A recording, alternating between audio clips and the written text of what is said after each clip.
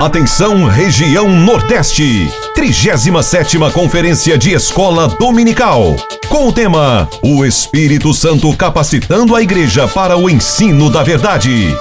28 a 31 de agosto de 2024, no Centro de Cultura Cristã da Bahia.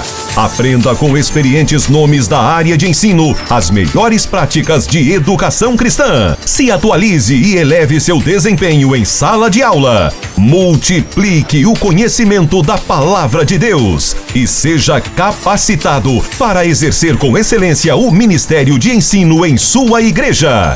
Uma abordagem completa desde pastores e superintendentes, passando pela classe de adultos e até a educação infantil. E também ministrações para a educação com alunos especiais e a classe de discipulado.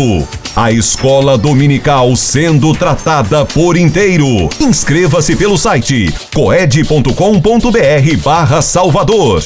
Informações pelo telefone 21 2406 7352 ou pelo nosso WhatsApp 21 96452 2990. Monte sua caravana. Venha participar da 37ª Conferência de Escola Dominical, 28 a 31 de agosto de 2024, no Centro de Cultura Cristã da Bahia. Uma realização CGADB e CPAD.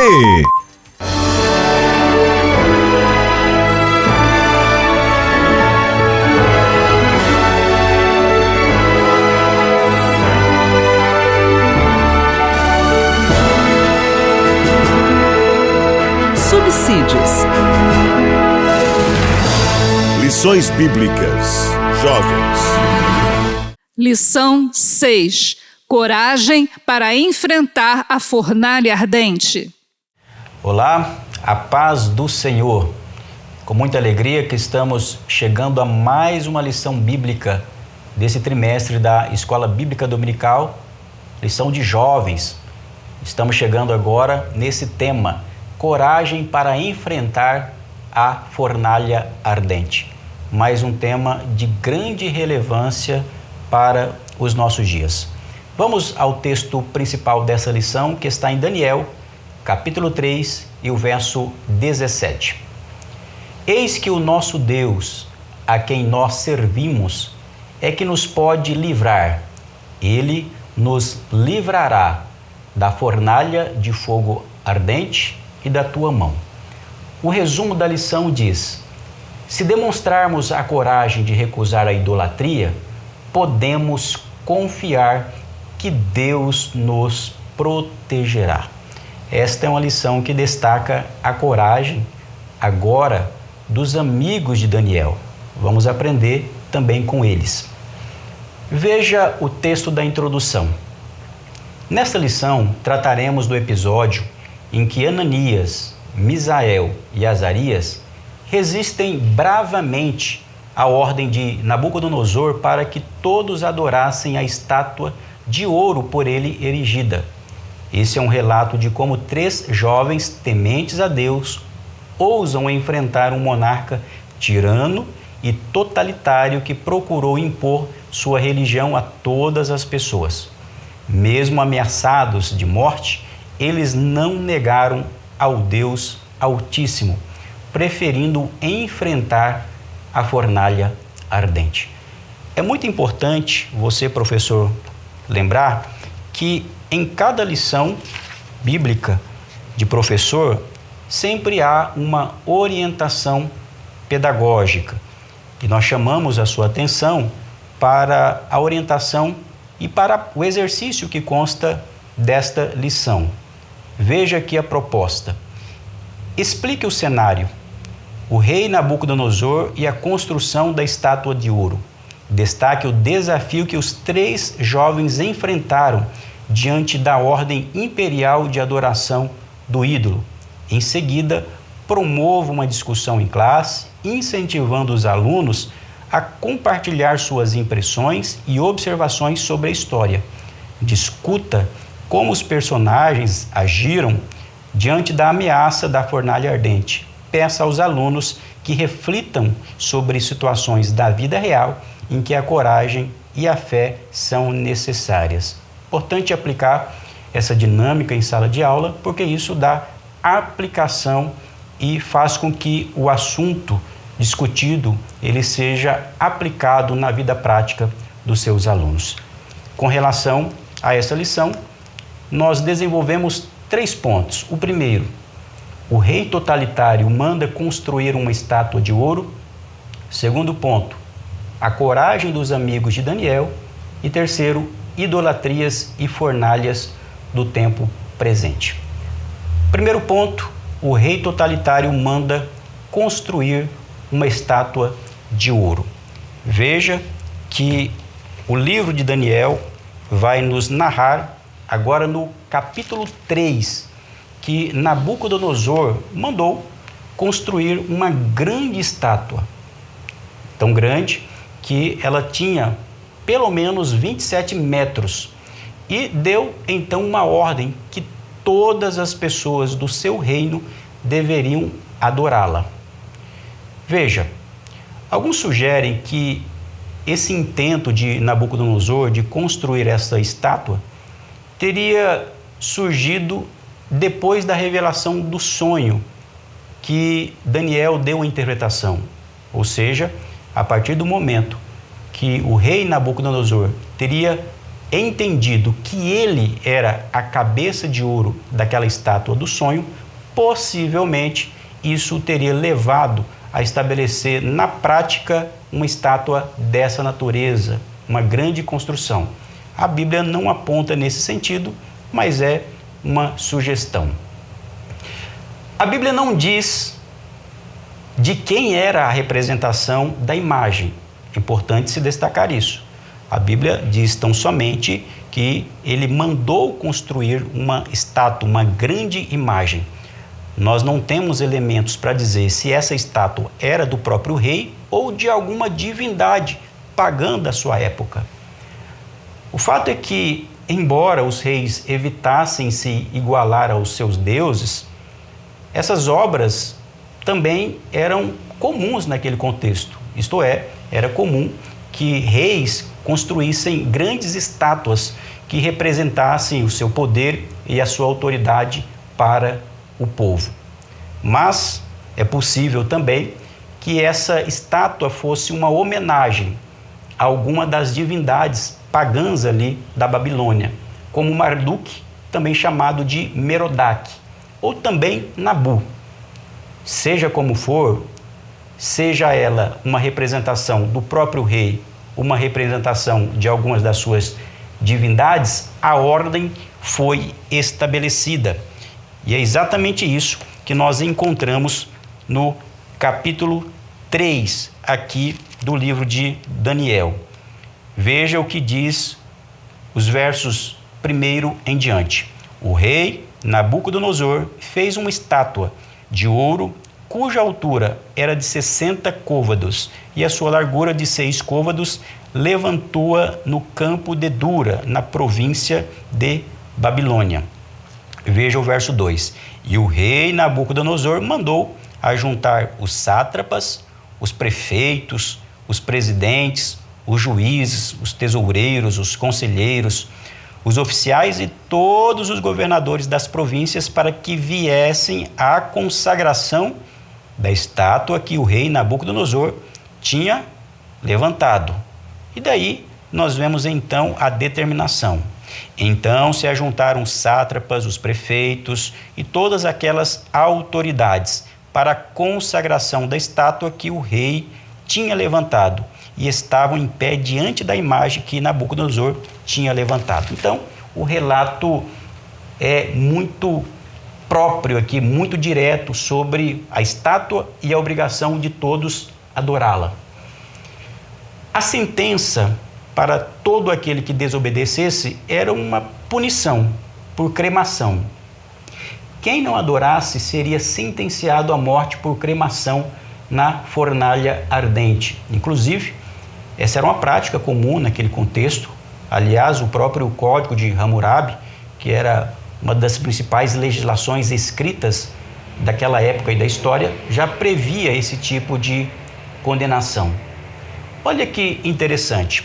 Nós vamos perceber que esse capítulo fala especialmente dos 3 amigos de Daniel: Ananias, Misael e Azarias. Em nenhum momento Daniel não é citado. Afinal, onde estava Daniel? Nós vamos perceber que aqueles jovens, 3 jovens, eles tiveram a coragem de não dobrarem-se e curvarem-se diante da estátua. Será que Daniel teria feito isso? É claro que não. Certamente não. Afinal, nós vemos isso na fidelidade em outros momentos da vida de Daniel, antes e também depois. Mas onde será que estava Daniel nesse momento? Os nossos maiores especialistas que fazem a avaliação desse texto, fazem a exegese do livro de Daniel, vão dizer que porventura Daniel estivesse em alguma missão fora da Babilônia. O certo é que se ele estivesse nesse contexto, certamente ele teria seguido a mesma conduta dos seus amigos. Agora, eu chamo a sua atenção para um fato muito importante aqui. A ausência de Daniel já nos dá um grande ensinamento. Daniel é o escritor desse relato. Ele é autor do seu livro, do livro que tem o seu nome, como nós já estudamos. Então, Daniel está relatando a conduta corajosa dos seus amigos. Sabe o que é interessante nós percebermos aqui? É que essa ausência de Daniel nos ensina que Daniel está dando a entender que ele não é o único que é fiel a Deus diante daquele contexto. Ele está dando a entender que, além dele, existem outros que também são fiéis e tementes a Deus. Ele não é um herói único, ele não tem o monopólio da fidelidade. Este é um grande ensinamento para nós na atualidade. Deus mantém homens e mulheres jovens que não se curvam aos ídolos do tempo presente. Essa ausência de Daniel no relato aponta nesse sentido. O segundo ponto fala sobre a coragem dos amigos de Daniel. Como nós já percebemos, todos deveriam participar daquela adoração. Porém, nós vamos ler o relato que menos Ananias, Misael e Azarias não se curvaram àquela estátua. E então se levanta uma turma de acusadores e também aduladores do rei que vão até o rei e os denunciam. Porém, eles não recuam. Quando eles são chamados diante do rei acerca do porquê eles não estavam se dobrando àquela estátua, não estavam adorando aquela estátua, veja o que nós temos no capítulo 3, versos 16 e 18. Responderam Sadraque, Mesaque e Abednego ao rei: ó Nabucodonosor, quanto a isto, não necessitamos de te responder. Se o nosso Deus, a quem servimos, quer livrar-nos, ele nos livrará da fornalha de fogo ardente e das tuas mãos, ó rei. Se não, fica sabendo, ó rei, que não serviremos a teus deuses, nem adoraremos a imagem de ouro que levantaste. Olha que coragem da parte desses jovens. Eles tinham uma sentença, tinham uma ordem, estava determinado.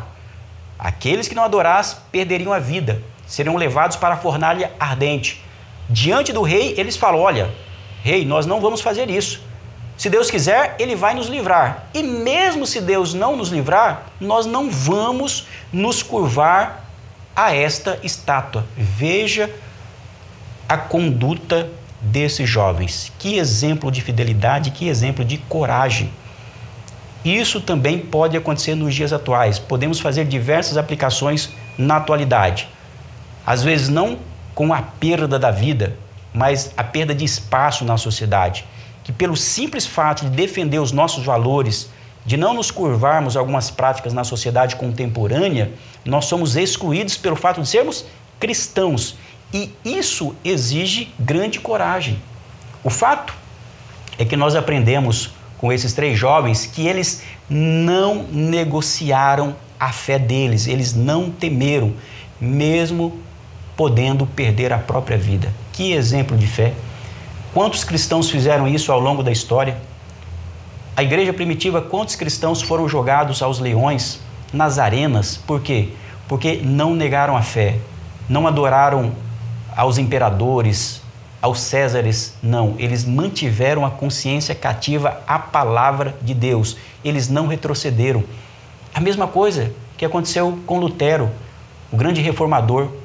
Quando Lutero afixou as suas 95 teses na Catedral de Wittenberg, quando ele foi levado ao julgamento, alguém disse para ele: olha, nega o que você disse e nós vamos mudar a sua sentença. O que ele disse? Não, a menos que eu seja convencido pelo Espírito e pela palavra, eu não mudo de ideia. Isso é coragem, isso é bravura, isso é virtude. Tanto é assim que nós lemos aquilo que está na primeira carta de Timóteo, no capítulo 1 e no versículo 7, que diz assim: porque Deus não nos deu o espírito de temor, ou seja, de medo, mas de fortaleza, isto é, de coragem e de amor e de moderação. Eu acho isso muito interessante. Coragem é uma virtude que devemos expressar nos dias atuais como cristãos. Qual que é o resultado diante da negativa desses jovens? A fornalha foi aquecida 7 vezes mais. Imagine, uma fornalha sendo aquecida 7 vezes mais. E os jovens então foram jogados dentro dela, amarrados. A Bíblia diz que essa fornalha estava tão quente que matou aqueles que jogaram aqueles jovens ali dentro. E o deslinde é interessante para nós. Depois de algum tempo, o que se espera? Espera-se que em uma fornalha eles viessem a morrer, serem cremados. Porém, depois de algum tempo, o rei viu que tinha não 3, mas um quarto personagem, ou seja, tinha 4 pessoas ali dentro. Ele pergunta: quantas pessoas nós colocamos ali? E alguém diz: 3. Então, por que nós estamos vendo 4? Ou seja, Deus havia operado um milagre. Quem que é esse quarto personagem? Que Nabucodonosor vai falar: um semelhante ao filho dos deuses. Nós interpretamos, segundo a nossa teologia, que este quarto personagem era uma manifestação divina, uma teofania, protegendo ali aqueles jovens. Como resultado, os jovens estavam vivos e passeavam dentro da fornalha. As suas roupas não queimaram e nem ficaram com cheiro de fumaça. Eu acho interessante nesse relato que eles foram jogados, amarrados, e de repente eles estão andando livremente dentro da fornalha juntamente com o quarto personagem. Eles foram jogados, amarrados. Isto é, o fogo queimou a corda, mas não os queimou. Veja o que Deus faz. O resultado, depois disso, é que Deus faz esses jovens prosperarem logo após esse momento. Veja, quando nós pegamos esse relato do que aconteceu com esses 3 jovens, nós aprendemos não somente com a coragem deles para enfrentar essa lei imposta pelo rei, mas nós vamos também ter aqui outras aplicações no terceiro ponto: idolatria e fornalhas do tempo presente. Por que esses jovens não aceitaram se curvar diante daquela estátua? Ora, porque eles tinham a lei gravada nos seus corações. Porque a Bíblia condena a idolatria. A idolatria é um pecado que viola o primeiro mandamento, como nós lemos lá em Êxodo 20 e o verso 3. Não terás outros deuses diante de mim. Veja como é importante nós termos essa consideração. Agora, é importante dizer, fazendo uma aplicação para os nossos dias, que a idolatria é sim uma forma de reverenciar falsos deuses, divindades, construídos pelo homem através de objetos, através de ferro, de barro, de plástico, não importa. A reverência a imagens. Só que a idolatria também pode se manifestar por outras formas. A idolatria é toda prática que retira a centralidade de Deus. É tudo aquilo que ocupa a primazia na vida do homem. E eu chamo a sua atenção para esses aspectos. Hoje a idolatria pode se manifestar através da autolatria. O que é a autolatria? É uma forma de idolatria à própria pessoa, que conduz ao egoísmo, ao individualismo e ao narcisismo.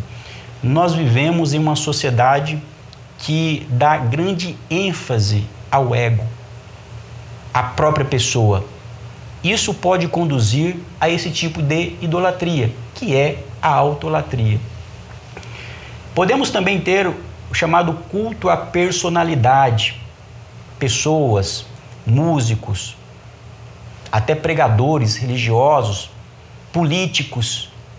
Aquela pessoa é tão valorizada que é considerada um ícone, como centro na vida da pessoa. E nós precisamos tomar cuidado com isso. Nós só podemos reverenciar um único Deus, um único Senhor nós temos. Esse culto à personalidade pode se mostrar através do quê? Da valorização e veneração excessiva de outras pessoas, tais como figuras públicas, artistas, influencers. Temos tantos influencers hoje nas redes sociais e até mesmo religiosos. Tomemos cuidado para não incorrermos nisso. Também o amor ao dinheiro e à riqueza pode ser uma forma de idolatria, a busca desenfreada por riqueza e o foco no dinheiro como o principal objetivo da vida. E por fim, eu chamo a atenção para um outro tipo de idolatria muito comum nos nossos dias, que é a idolatria política. Esse pecado se manifesta pela supervalorização de ideias e formas de pensamento aplicados à política, de supervalorização do partido, da ideologia política e daquele determinado candidato.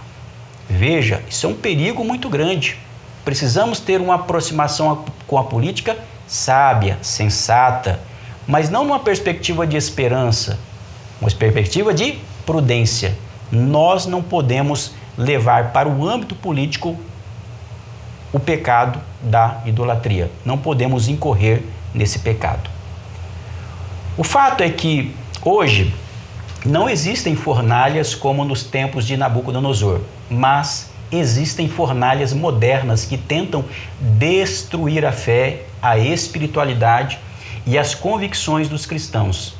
Pensamentos e ideologias totalitários que buscam a morte dos cristãos na cultura e na sociedade. Não é isso? Embora os cristãos hoje, principalmente no Ocidente moderno, democrático, com leis que favorecem a liberdade religiosa, embora nesse ambiente nós não tenhamos penas de morte, fornalhas em que os cristãos são jogados, nós temos outras fornalhas da mídia, da cultura, que tenta matar o pensamento e a fé cristã na esfera pública, na sociedade. E isso exige de nós, de cada cristão, coragem, fortaleza, convicção profunda para defender os nossos valores e não nos curvarmos aos ídolos do tempo presente. E com isso, nós chegamos agora ao final desta lição. Uma lição que traz ensinamentos ricos para o cuidado que devemos ter com toda forma de idolatria. Não somente a idolatria das imagens físicas, mas também das ideias que podem corromper e seduzir o coração do homem. Vamos pensar nisso e vamos aplicar na nossa vida para adorarmos e mantermos a esperança em um único Deus que é o nosso Redentor. Deus abençoe a tua vida e até a nossa próxima aula.